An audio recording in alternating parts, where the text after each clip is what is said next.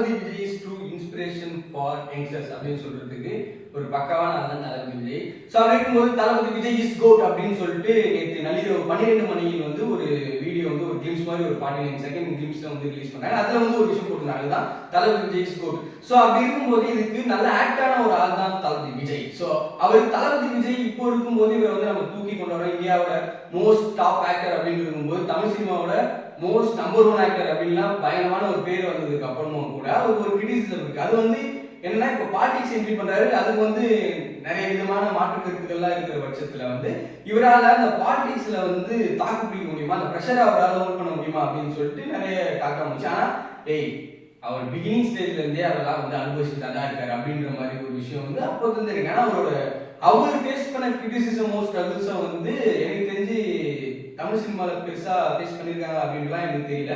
So அப்படிங்கும்போது அவரோட முதல் படம் தெரியும், அவரோட அப்பா வந்து ஒரு டாப் மோஸ்ட் டைரக்டர். அப்படி இருக்கும்போது முதல் படத்துல வந்து நாளை திருப்பு படத்துல அவர் வந்து உருவ கேலியும் தோற்ற கேலியும் ஒரு பயங்கரமான ஒரு பெரிய மேகசின்ல வந்து ஒரு மாதிரி ஒரு ரொம்ப எப்படி சொல்றது பாடி ஷேப் பண்ணி ஒரு விஷயம் பண்ணி அது பண்ண ஒரு விஷயமா இருக்கும். அதுக்கப்புறமா வளர்ந்து ஒரு பீரியட்ல அதே மேகசின்ல டாப் மோஸ்ட் ஆக்டர் அப்படின்னு சொல்லிட்டு வந்த ஒரு விஷயமா இருக்கும். அதெல்லாம் வந்து தளபதி விஜய் அதனாலதான் ட்ரூ இன்ஸ்பிரேஷன் அப்படின்ற மாதிரி ஒரு விஷயம் சொல்லுவாங்க. ஏன்னா அவருக்கு ஒரு கிரிட்டிசிசம் இருக்கும், அதை வந்து அவர் வந்து வாய் வழியா சொல்லாம அவரோட படத்து வழியாவே பிரேக் பண்ற ஒரு விஷயம் இருக்குல்ல, அதெல்லாம் வந்து அவர் ஃபேஸ் பண்ண கிரிட்டிசிசம்க்கும் ஸ்ட்ரகிள்ஸ்க்கும் அவரால் பாலிடிக்ஸை கன்ஃபார்மா ஹோல்ட் பண்ண முடியும். ஸோ அப்படி இருக்கிற பட்சத்தில் அவர் ஃபேஸ் பண்ண கிரிட்டிசிசம்ஸ்லாம் என்ன அப்படின்னு சொல்லிட்டு தான் பேச போகிறோம். அதில் வந்து ஃபர்ஸ்ட் வந்து அந்த தோற்ற கேலி உருவ கேலி அப்படின்னு சொல்லிட்டு அப்படி வரும்போது அதுக்கப்புறமா பூவே உனக்காக அப்படின்னு சொல்லிட்டு ஒரு படம், அந்த படத்தில் வந்து விக்ரமன் வந்து அவரோட இதே ஷேப்பே மாற்றி ஓகேப்பா இந்த பையனுக்கு ஏதோ வருது அப்படின்ற அந்த லெவலுக்கு வருது. அதுக்கப்புறமா அப்படியே போகும்போது காதலுக்கு மரியாதை அப்படின்னு சொல்லிட்டு ஃபாசில் மலையாள டைரக்டர் வந்து இது பண்றாரு. அதே மாதிரி இன்னொரு பெரிய கிரிட்டிசிசம் என்னன்னா அவர் அப்பாவால வந்துட்டாரு, அவருக்கு என்னப்பா அப்பாவால வந்துட்டாருன்னு சொல்லிட்டு அவரு அப்பா கூட பண்ண படத்துல எனக்கு தெரிஞ்சு 20% படம் தான் ஹிட், 80% படம் எல்லாமே ஃபிளாப். எனக்கு தெரிஞ்சு ஒரு 8-9 படம் அவங்க அப்பா டைரக்ஷன்ல பண்ணியிருப்பாரு, ஆனால் எல்லா படமும் ஃபிளாப். இப்போ வந்து நம்ம அப்பாவால வந்தாலும் சரி அங்கிளால வந்தாலுமே சரி தமிழ் சினிமாவை பொறுத்த வரைக்கும் டேலண்ட் இருந்தால் தான் சர்வைவும் பண்ண முடியும். அதில் அவங்க சர்வை பண்ணி டாப் நம்பர் 1 ஆக்டரா இருக்குதுன்றது பெரிய விஷயம். இந்த கிரிட்டிசிசம்லாம் மைண்ட்ல வாங்காம ஸோ அப்படி இருக்கும்போது அவங்க அப்பாவோட பண்ண படம்லாம் எதுவுமே இட்டு கிடையாதுடா. ஸோ 1 2 3 4 அப்படிதான்டா இருக்கும். ஸோ அப்படி இருக்கிற பட்சத்தில் எப்படி அப்பா விட்டு வந்து அந்த பிகினிங் ஸ்டேஜ்ல படத்தை வந்து அவங்க அப்பாவை டைரக்ட் பண்ணி ப்ரொடியூஸ் பண்றாரு நீங்க அப்படி சொன்ன, அதுக்கப்புறமா இவரே தானே சர்வை பண்ணி இவரே தானே ஒரு விஷயம் பண்றாரு.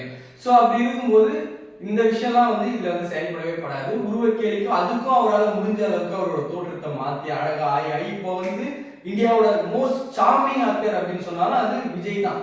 ஸோ அந்த கிரிட்டிசிசம்லாம் இப்படியே பிரேக் பண்ற ஒரு விஷயம், இதுலயே நான் பிரேக் பண்றேன் அப்படின்னு சொல்ற விஷயம் நீங்க வந்து பாத்தீங்கன்னா தளபதி விஜய் இளைய தளபதி விஜய் டு தளபதி விஜய் அப்படின்னு இருக்கிற பட்சத்துல அவரோட தோற்றத்தை எப்படியோ மாத்திட்டு இருப்பாரு. ஏன்னா அந்த கிரிட்டிசிசம் உடைக்கிறதுக்காக தான். ஏன்னா நாளைய தீர்ப்புல இருந்து பூவே உனக்காக படம் வரைக்குமே ஒரு கெட்டப்ல இருக்கும். அதுக்கப்புறமா இந்த 90s பீரியட்ல ஒரு கெட்டப் மாதிரி ஒரு விஷயம் தலை மேல தூக்கி வாரி ஒரு செயின் மாதிரி ஒரு விஷயம் போட்டுருப்பாரு. இந்த ஷாஜகான் பத்ரி அந்த பீரியட்லாம் அப்படி ஒரு கெட்டப் இருக்கும். அதுக்கப்புறமா வந்து கில்லி திருமலை அந்த டைம்ல ஒரு கெட்டப் இருக்கும்.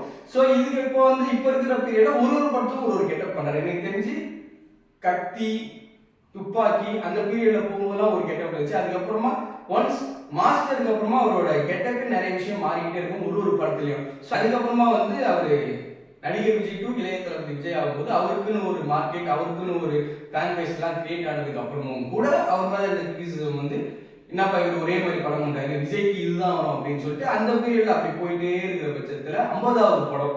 ஸோ 50வது படம் வந்து சுறா படத்துல வந்து அவர் கிடைச்ச கிரிட்டிசிசம்லாம் சான்ஸே கிடையாது. அவரு வந்து பயங்கரமா ஓட்டினாங்க. 50வது படமும் போயிடுச்சா தளபதி விஜயோட கெரியர் அவ்வளவுதான், விஜயோட கெரியர் அவ்வளவுதான், தளபதின்னு சொல்லிட்டு தளபதி அதனால விஜயோட கெரியரும் அவ்வளவுதான் அப்படின்னு சொல்லிட்டு நிறைய விஷயம் வந்து பேசிக்கிட்டே இருக்கும் பட்சத்தில் அவர் வந்து எவ்வளவு ஒரு தாட்ஸும் எவ்வளவு கிளியரா இருந்தா அடுத்த படமே காவல் அவன் அதெல்லாம் ஒரு பயங்கரமா பண்ணார். ஒரு படம் ஃபிளாப் பண்ணா ஏன்னா விஜய்க்கு மட்டும்தான் அது நடக்கும். ஏன்னா ஒரே படம் தான் ஃபிளாப் ஆகும், ஃபுல்லா போட்டு அழுத்திடுவாங்க.